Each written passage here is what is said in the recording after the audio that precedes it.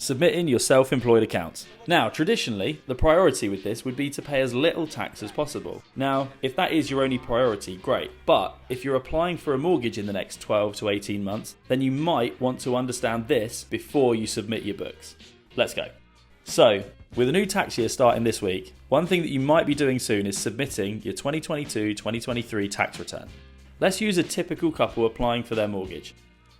Applicant 1 is self-employed and earns a gross income of $40,000 a year, and applicant 2 earns $20,000 a year. In the first instance, applicant 1 takes advice from their accountant and puts through everything they possibly can to pay as little tax.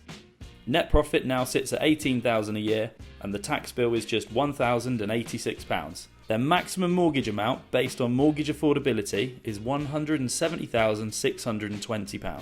Now, in scenario number 2, applicant had a meeting with their mortgage broker first, and then spoke to their accountant before finalising the books.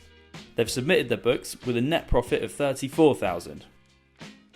The downside is that their tax bill is now £4,286, but the maximum borrowing figure for a mortgage is now $262,320. Now, I can appreciate you can't simply not declare expenses, but what I am saying is when you are discussing your books with your accountant, if you have a mortgage application in mind, you might want to think twice when prioritising reducing the tax bill as much as you can, as it drastically affects the borrowing. Speak to an advisor before you submit your books.